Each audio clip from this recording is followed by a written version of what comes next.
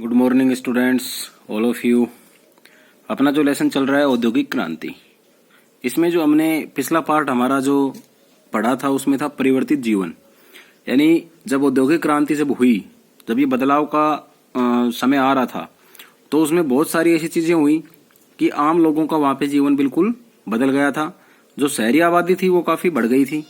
Britain में 50,000 से ज्यादा आबादी वाले ऐसे 1750 में दो ही शहर थे, लेकिन 100 साल बाद यानी 1850 ईस्वी में वो शहरों की संख्या 29 हो गई थी। जो बस्तियां हैं वो मलिन हो गई थी। क्यों हो गई थी? कि उद्योग धंधे तो लग गए थे। जो वेस्टेज जो पानी था, वेस्ट वाटर था, तो उनकी कोई निकासी का कोई प्रबंध नहीं था। ठीक है, वो निकाला नहीं जा रहा था सही से, तो वहां पे क्या हुआ, बीमारियां फैल गई। और फिर इसके बाद जो मजदूर जो लोग थे उनसे बहुत ज्यादा तरीके से एक तरह से भाई दुर्व्यवहार किया जा रहा था। दिन में उनसे लगभग 14 से 16 घंटे तक उनसे काम कराया जा रहा था। ठीक है, और बहुत सारे जो लोग थे उनकी जो औसत आयु है वो काफी घट गई थी। हैजे की बीमारियां, आत्रशोथ, क्षय, टीबी, ऐसी बहुत सारी महामारियां फैल गई थी। और इसके अलावा जो मजदूरों के अंदर जो महिलाएं हैं उनसे भी बराबर काम लिया जा रहा था। महिलाओं की दुर्दशा हो गई थी। 16-16 घंटे उनसे काम कराया जाता था, लेकिन उनको पूरी मजदूरी नहीं दी जाती थी। और उसके साथ साथ बाल मजदूरी है। बाल मजदूरी के अंदर भी बच्चों को मतलब रेल के ये जो वैगन है जो कोयला के, ठीक है, वो खिंचवाए जा रहे थे, उनको परेशान किया जा रहा था। और उनको बेचारों को पैसे भी नहीं दिए जा रहे थे। एक तरह से पूरे का पूरा परिवार जो है वो मजदूरी में था। और उनसे काफी दुर्व्यवहार के कारण और उनसे एक शोषण के कारण बहुत ज्यादा विरोध आंदोलन वहां पे स्टार्ट हो गई थी। तो इसके बारे में आज हम पढ़ेंगे कि ये प्रोटेस्ट क्यों हुए। 1790 के दशक में श्रमजीवियों का विरोध विभिन्न रूपों में फूट पड़ा। शुरू में यह विरोध विद्रोहात्मक था। श्रमिकों द्वारा मशीनों की तोड़फोड़ व ब्रेड भंडारों आदि पर अधिकार करने जैसी कार्रवाई की गई। बाद में यह विरोध नागरिक एवं राजनीतिक अधिकार प्राप्त करने और आर्थिक मांगे मनवाने के लिए संगठित आंदोलन में बदलता गया। और इसके कुछ इस प्रकार से इसके उदाहरण ये थे। पहला था प्रारंभिक विरोध, यानी जो 1790 का जो दशक था उसमें जो कामगार थे, जो काम करने वाले थे, श्रमजीवी थे, उनका गुस्सा फूट पड़ा कि भाई उनकी महिलाओं के साथ, बच्चों के साथ और उन खुद के साथ भी दुर्व्यवहार किया जा रहा था, ज्यादा ज्यादा काम किया जा रहा था।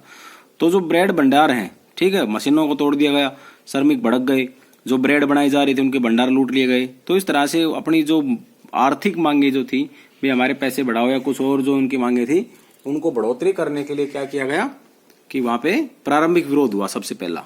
तो प्रारंभिक विरोध क्या था? महंगाई, बेरोजगारी तथा सरकार के रवैये से हताश होकर कामगार विद्रोहात्मक गतिविधियों पर उतर आए। लंकाशायर, लेसेस्टरशायर और डर्बीशायर ये शहर हैं यूरोप के।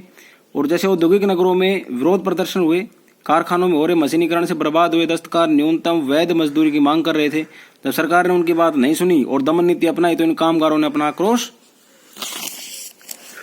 मशीनों पर निकाला। यानी जो ये मजदूर थे, इनकी मांग जब सरकार ने नहीं मानी तो इन्होंने मशीनों के ऊपर निकाल दिया। सारी मशीनरियों को, कारखानों को जलाया और मशीनों की तोड़फोड़ की। उन्हें मशीनें ही अपनी दुश्मन लगने लगी, क्योंकि इन्हीं के कारण उनका हस्तशिल्प उद्योग बर्बाद हो रहा था।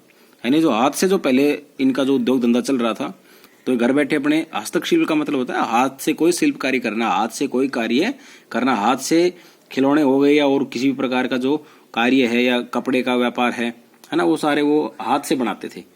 और इन मशीनों के कारण क्या था, उनका रोजगार छूट गया था। रोजगार छूटने के कारण इन्होंने वापस कंपनियों के अंदर आना पड़ा। कंपनियों के अंदर आने लगा तो ये जो मशीन है यही उनको अपनी दुश्मन नजर आने लगी। और उन्होंने गुस्से में सबसे ज्यादा जो आक्रोश था वो मशीनों के ऊपर दिखाया और मशीनों को इन्होंने तोड़फोड़ दिया। ऐसी घटनाएं यॉर्कशायर में भी घटी। यॉर्कशायर एक शहर है, वहां पे या ऊन काटने में, शेयरिंग फ्रेमों में ऊन काटने वालों ने तोड़ दिया। कई स्थानों पर कृषक श्रमिकों ने फसल निकालने के लिए बनाई गई थ्रेसिंग मशीन को तोड़ डाला। सरकार में सख्त रवैया अपनाते हुए 9 कामगार दंगाइयों को फांसी तथा 450 को देश निकाला देकर कैदियों के रूप में ऑस्ट्रेलिया भेज दिया। एक अन्य विरोध महंगाई के विरुद्ध भड़का। लोगों ने ब्रांड भंडारों पर जबरदस्ती कब्जा करके सस्ते दामों पर ब्रेड बेची। विशेषतः युद्ध के वर्षों 1792 से 1815 तक वहां बहुत सारे युद्ध हुए थे, तो ये वो वर्ष दिखाए गए हैं। मैं तो विरोध बार बार देखने को मिला। यानी उनका जो विरोध हुआ था, जब श्रमिक बुरी तरह से भड़क गए थे, मशीनों को जला रहे थे, तोड़फोड़ कर रहे थे, ऊन निकालने वाली मशीनों को जला दिया उन्होंने, थ्रेसिंग जो अनाज निकालने वाले जो थ्रेसर हैं, थ्रेसिंग मशीन, उनको तोड़फोड़ दिया। इससे फिर क्या हुआ कि वहां विद्रोह भड़क गई। तो सरकार ने इनको दबाने के लिए जो 9 कामगार थे, 9 मजदूर थे, उनको उन्होंने फांसी दे दी। 450 के लगभग जो थे उनको ऑस्ट्रेलिया भेज दिया। ऑस्ट्रेलिया नहीं, दूसरा देश है, जल मार्ग से उनको दूर भेज दिया कि आप वहां रहोगे, देश निकाला दे दिया इनको। दूसरा था लुडिज्म आंदोलन। ये क्या था? यह संगठित मजदूर आंदोलन शुरू करने की दिशा में एक कदम था, यानी अलग अलग मजदूर अपना आंदोलन ना करके एक इकट्ठे होकर, संगठित होकर के पूरे जैसे 100-150 मजदूर इकट्ठे होकर एकदम अचानक किसी आंदोलन का रूप ले लें, उसे लुडिज्म आंदोलन कहा गया था। ब्रिटेन में यह 1811 से 1817 के बीच लुडिज्म आंदोलन चला। इसका नेता जनरल लेन लुड, यानी लुड से ही ये लुडिज्म बना है, ठीक है, जिसके नाम से इस आंदोलन का नाम पड़ा। इसके आंदोलनकारियों ने तोड़फोड़ ज्यादा अन्य मांगों पर जोर दिया। इसे बेरोजगार दस्तकारों के लिए काम, न्यूनतम मजदूरी था, औरतें और बच्चों के लिए काम की अनुकूल परिस्थितियों की मांग की, साथ ही श्रमिक संघों को कानूनी मान्यता देने पर इन्होंने बल दिया ताकि इनके माध्यम से श्रमिक अपनी जायज मांगे प्रस्तुत कर सके। यानी ये आंदोलन जो था, ये मशीनरी पे तोड़फोड़ पे इन्होंने ज्यादा ध्यान नहीं दिया। इन्होंने सबसे ज्यादा ध्यान किसके ऊपर दिया कि भाई अपनी मांगों को मनवाना है, हमें जो न्यूनतम मजदूरी है वो बढ़ाओ, औरत बच्चों के लिए अनुकूल वो परिस्थिति लाओ, माहौल बनाओ, और हमारे जो श्रमिक संघ है, जो यूनियन है मजदूरों की, उसको मान्यता दे दी जाए। इस प्रकार की जो वहां पे आंदोलन हुए थे, और इस तरह के आंदोलन वर्तमान में भी होते हैं, अपने देश में भी होते हैं। बहुत सारी कंपनियां हैं जहां पे सैलरी नहीं बढ़ती है या कोई दिक्कत हो जाती है, तो वो क्या करते हैं, जो मजदूर वर्ग है उनका एक लीडर चुन लिया जाता है और वो जाकर के हड़ताल कर देते हैं कि भाई कंपनी को बंद करो या फिर हमारी सैलरी बढ़ाओ, या 3 साल से सैलरी नहीं बढ़ी है, या 3 साल से हमारे साथ शोषण किया जा रहा है, या हमारे भाई किसी भी प्रकार के कोई भी दुर्व्यवहार किया गया किसी कर्मचारी के द्वारा, तो एक बड़ा आंदोलन का रूप ले लेता है। तो इस तरह से श्रमिक संघ, यानी कुछ हर चीज में आजकल जैसे कर्मचारियों के संघ होने लग गए, ठीक है, अध्यापकों के संघ हो गए, शिक्षकों के संघ हो गए, ये बहुत सारी चीजें हैं। जैसे वकीलों के 12 एसोसिएशन में संघ हो गई, कोई भी कोर्ट से संबंधित कोई कानून कार्य आते हैं तो वो अपने बंद कर देते हैं। तो ये संघ का मतलब होता है संगठन। तो श्रमिकों ने भी उस टाइम में एक अपने जो संघ बनाया था उसको ये कहा था भी हमारे संघ को कानून रूप से मान्यता दो, सरकार इसको मांगे, कोई भी आवाज उठाए तो हम हमारा संघ निश्चित करेगा, उसका एक लीडर बनाया जाएगा और वो जो मांग उठाएगा वो सरकारों को माननी पड़े। इस तरह की चीजें थी। दूसरा था पीटरलू नरसंहार। अब पीटरलू नरसंहार क्या हुआ? नरसंहार से समझ गए आप भाई, नर का मतलब होता है मानना और संहार का मतलब उनको मार देना या खत्म कर देना। तो पीटरलू नरसंहार क्या था? ब्रिटेन में प्रारंभिक मजदूर आंदोलन के इतिहास में पीटरलू नरसंहार एक त्रासदीपूर्ण बड़ी घटना है। त्रासदीपूर्ण बड़ी घटना मतलब बहुत ही दुखद घटना है। सन 1819 के वर्ष में 80,000 ब्रिटेन के कामगार एवं सामान्य लोक नागरिक अधिकारों की मांग को लेकर मैनचेस्टर के सेंट पीटर्स के मैदान में एकत्र हुए। तत्कालीन सरकार ने इनकी मांगों पर सहानुभूति तरीके से विचार करने के इनका जबरदस्त दमन किया। यानी इन्होंने जो अपनी मांग लेकर के बेचारे इकट्ठे हुए थे, सारे एक मैदान में इकट्ठे हुए थे, तो गवर्नमेंट ने इनकी मांग नहीं मानी, बल्कि उनके लिए तो एक मौका मिल गया कि सारे एक जगह इकट्ठे हैं और इनको कुचल दिया जाए, इनको मार दिया जाए या इनका किसी प्रकार से इन पे दुर्व्यवहार किया जाए। और यह घटना पीटरलू के नरसंहार के नाम से जानी जाती है। इतना ही नहीं, ब्रिटेन की संसद में कामगारों के विरुद्ध 6 और अधिनियम पारित करके कठोरता का परिचय दिया। यानी ब्रिटेन की जो संसद थी उन्होंने ये कहा कि आज अगर हम इनकी मांग मान लेंगे तो कल फिर ये कोई नई मांग लेकर के खड़े हो जाएंगे। इसलिए सबसे अच्छी बात है कि इनकी मांग की बजाय 6 और ऐसे अधिनियम, ऐसे कानून बना दिए गए जो कठोर से कठोर थे, इनको और ज्यादा इन पे मतलब इनको परेशानी होने वाली थी।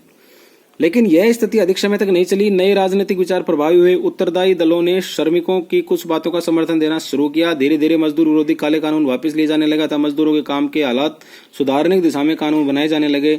सन 1824-25 में 1795 के दोनों अधिनियमों को निरस्त कर दिया गया। लेकिन जब ये दमनकारी जो नीति थी और जो 6 अधिनियम पारित किए गए थे पीटरलू नरसंहार के कारण, तो ऐसा बहुत सारे थे, राजनीतिक विचार इनसे प्रभावी भी हो गए थे। और कुछ उदारवादी जो दल थे, ठीक है, जो एक अपने बड़े दिल को रखते हुए और इनके प्रति, श्रमिकों के प्रति दया भावना रखते थे कि यार इतना काम करते रहे, इनको रियल में इनका हक मिलना चाहिए, तो उन्होंने क्या किया, इनका समर्थन देना शुरू कर दिया। और जो काले कानून थे जो बनाए गए थे उनको बिल्कुल खत्म करवा दिया गया था। 1795 ईस्वी में दोनों अधिनियमों को निरस्त कर दिया गया था। अब अगला आता है कि भाई लेबर लॉ, यानी श्रमिक कानून, किस तरह से जो श्रमिकों का एक कानून बनाया गया वो क्या था, इसके बारे में चलो थोड़ा पढ़ लेते हैं। औद्योगिक क्रांति के क्षेत्र में ब्रिटेन बहुत आगे निकल गया था। इससे राष्ट्रीय आय में वृद्धि हुई, अर्थव्यवस्था में सुधार हुआ। इसके परिणाम स्वरूप शहरीकरण का तेजी से विकास हुआ। साथ ही उद्योगपति और व्यापारियों का एक बड़ा धनी वर्ग सुख सुविधाएं भोगने लगा। परंतु श्रमिकों की अवस्था दयनीय बनी रही। जैसा कि ऊपर बताया गया है कि इस व्यवस्था के खिलाफ मजदूरों का असंतोष बढ़ता गया। दूसरी ओर साहित्यकारों ने भी उनकी अवस्था को अपने लेखन का विषय बनाया। बढ़ते हुए दबाव के कारण सरकार के कुछ कानून श्रमिकों के हित बनाए। शुरुआती चरण में इन आधे अधूरे कानूनों को ईमानदारी से लागू नहीं किया गया। उदाहरण के लिए 1802 ईस्वी में प्रथम कारखाना कानून में श्रमिक के लिए काम की अधिकतम अवधि 12 घंटे निर्धारित की गई। कार्यस्थल पर रोशनी व हवा के उचित प्रबंधन का अनिवार्य बताया गया। इस अधिनियम के तहत किसी भी मजदूर को रात के समय कार्य करने के लिए विवश नहीं किया जा सकता था, परंतु इससे कोई बात लागू नहीं हो पाई। सबसे बड़ी बात यह थी कि इसमें कारखानों के मालिकों पर कोई नियंत्रण स्थापित नहीं किया था। फिर भी 1802 ईस्वी में कानून महत्वपूर्ण था, क्योंकि श्रमिकों के हित में पहला कानून था और दूसरा कारखाना कानून 1819 में पास हुआ। यानी श्रमिकों के लिए कानून बना दिया गया कि भाई जो आप उनसे 16-16, 18-18 घंटे जो काम कराया जा रहा है वो घटा करके 12 घंटा किया जाए, उनको शुद्ध हवा मिले, अच्छा वातावरण मिले। पहले जो पिछले पार्ट में हमने पढ़ा था कि भाई जो वो काम तो बेचारे दिन भर कंपनी में करते थे, जो उनकी रहने की जो व्यवस्था थी वहां पे क्या था, काफी गिला, मतलब वहाँ आर्द्र मौसम था और वहाँ उनका जो मकान है वो भी टपकते थे। ठीक है, वहाँ वैसे मच्छर थे, बीमारियां उनको हो गई, किसी को हैजा, किसी को मलेरिया, किसी को कुछ, तो वो उन चीजों को कहा कि इनके लिए सुविधाएं ज्यादा बढ़ाई जाएं। और एक तो कानून 1802 में पास हुआ था, दूसरा इनका कारखाना कानून बनाया कि भाई फैक्ट्री के क्या क्या रूल और क्या क्या रेगुलेशन होंगे, क्या क्या नियम होंगे, वो 1819 में पास हुआ। इसमें 9 वर्ष से अधिक उम्र के बच्चों द्वारा काम करने पर रोक लगाई गई। साथ ही 16 वर्ष की उम्र तक के बच्चों को कार्य दिवस 12 घंटे निर्धारित किया गया।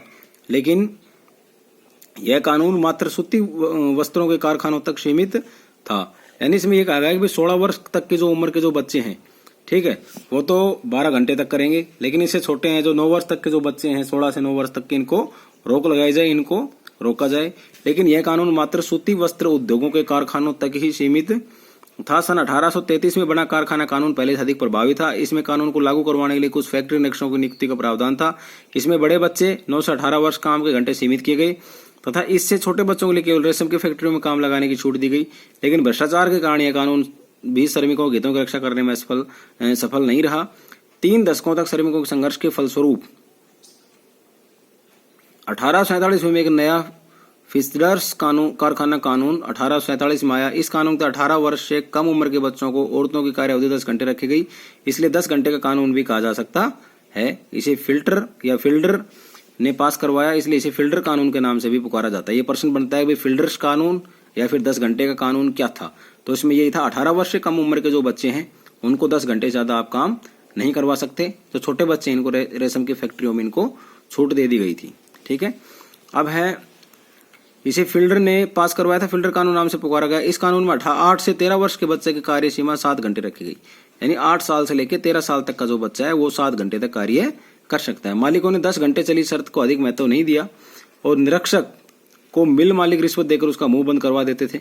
बहुत से बच्चों के माता पिता झूठ बोलकर बच्चों को काम पर लगवा देते थे, क्योंकि उनकी केवल अपने आमदनी से घर नहीं चलता था। यानी वो अगर जैसे एक्चुअल में बच्चा उनका है 9-10 साल का है तो वो बता देंगे सर 13 साल का हो गया। अगर वो 13 साल का है तो बता देंगे 16 साल का हो गया। अगर वो 14 साल का है तो बता देंगे जी 18 साल से बड़ा हो गया। झूठ बोलते थे, इसलिए बोलते थे वो, ताकि भाई अगर ये जाएगा कंपनी में तो कुछ पैसे लाएगा तो हमारे घर की आमदनी बढ़ेगी, घर की आमदनी बढ़ेगी तो घर खर्च आराम से चलेगा, क्योंकि वो जो उनके माता पिता कार्य करते थे उनसे उनका घर खर्च ही मुश्किल से चल पाता था। तो आज तक हम आज यहाँ पे है। इसके बाद है ये पढ़ ही लेते हैं, अपना चैप्टर समाप्त हो जाएगा।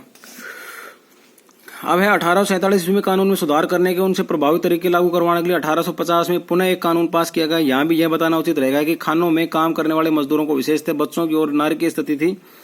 इसमें 1842 ईस्वी में कोयला खान अधिनियम पास किया गया।